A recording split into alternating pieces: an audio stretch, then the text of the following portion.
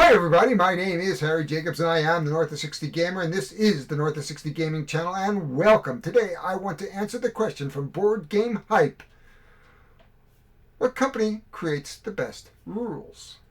Well, that's a really subjective question because it's very hard to really pin down any one company that has really good rules. But let's talk about a game that has really terrible rules to give you some contrast. I would say Mini Quest Adventures. This game came out in Kickstarter a couple years ago, delivered last year. It is a hot mess.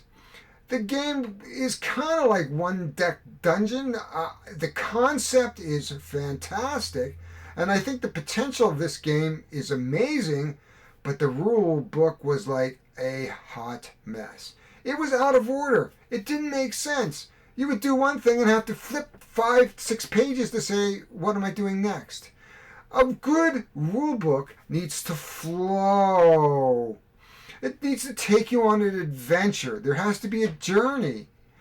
Much like a user journey. We talk about user journeys in my work and taking people through what we want them to do, whether it's a website or an application, because I'm a business analyst and I often talk to our web developers and UX experience people who take charge of these things, who design user experience, and that's UX. I will say what is a really good experience. So if you really want a really good experience with rules, this War of Mine.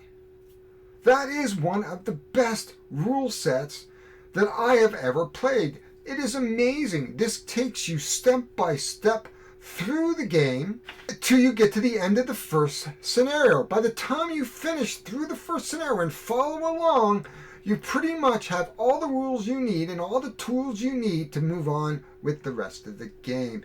It is a highly narrative-driven game that takes you through some very depressing things. But the rule book is absolutely excellent. Some other rule books I really liked was some of the Fantasy Flight games, especially around Eldritch Horror and Arkham Horror. They're pretty good rule books. They do take you a little bit through the journey, but they are heavy games and very intense games.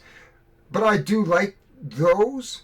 A couple other games that have some really good rules. Vita Lasarda games tend to have some good rules, partly because of the involvement of Paul Grogan, and he writes excellent rules. So I know he doesn't do that anymore, or else he's stepped away from that. But that's a pity because he was one of the best rule writers out there and rules editors, and it was a big loss about those who create rules.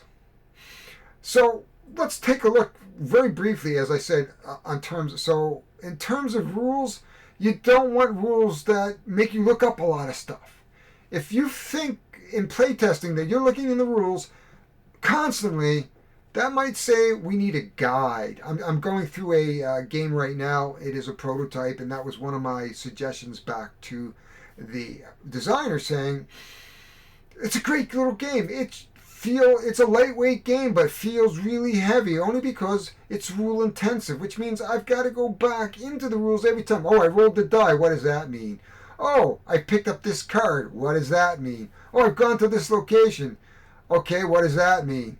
And it's constantly each of the phases, and it's a very simple sort of phase, but there's so much going on in each phase, it's kind of like I got to go to the rules and figure out what am I doing next.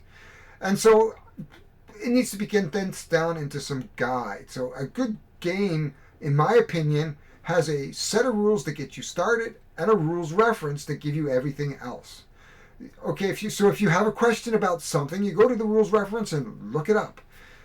So I want a book that guides you through, and I say that this War of Mine is the best rule book, though I will say Eagle Gryphon does some good rules around the Vita Lasarda games. I mean, those are very heavy games, and you need digestible rules that aren't going to put you back into that rule book constantly. And you want good reference guides. Now, Lisboa is a heavy, heavy game, and you are going to look up the rules. But I don't. I think it's consumable. So when you're creating a game, keep in mind the person that is looking at the rules. What is that journey that I'm going to take from the moment I open the box, set the game up, and start playing? So if that takes a long time, and and especially in a solo game like I'm playing today, I'm playing a game, I'm not going to mention the game, but I'm finding it very difficult as a solo player because I got to go, okay, I'm taking my turn. I rolled, okay, now I got to go back to the dice. Okay, go see this page and flip forward. Oh, okay, that's what it means. So I'm looking twice or three times to figure out something. There's a lot of iconology, which is good. They do have a reference sheet. Their iconology is actually pretty good, actually. But there's still a lot of stuff out there that needs to be improved in that particular set. So keeping in mind, the journey is important for us users in terms of getting a game on the table and getting a game played. So that's just my opinion. If you've got others, please put them in the comment. Tell me about what rule books you really like. I would love to take a look at them because I do read a lot of rules. And one of the big complaints too is that you need good fonts, good colors, because I'll tell you, I get really annoyed when I see that washed out brown with the black on top and a small font because I cannot read it.